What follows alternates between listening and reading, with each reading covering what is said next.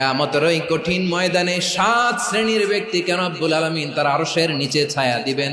তার মধ্যে প্রথম শ্রেণীর ব্যক্তি হলো ইমামুন আদিল, যে ইনসাফের সাথে বিচার করে, যে জাস্টিস সমাজে সার্ভ করে, যে সুশাসন নিশ্চিত করে, ওই ইমামুন আদিল। আদিল শব্দটা বুঝছেন না? ইন্নাল্লাহা ইয়া'মুরু বিল আদল, পাইছেন?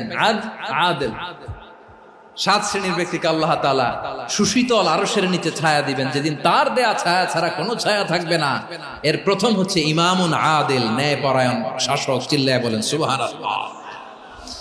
আবার বিশ্বনবী বললেন, ইন্নাল মুকসিতিনা ইনদাল্লাহি আলা মানাবিরা মিন নূর আন ইয়ামিনির রহমান। কিয়ামতের দিন যারা ন্যায় পরায়ণ হিসেবে আল্লাহর সামনে দাঁড়াবে, কিয়ামতের দিন রব্বুল আলামিন তার আরশের ডান দিকে ওই ন্যায় পরায়ণ লোকদের জন্য আরশের ডান দিকে একটা নূরের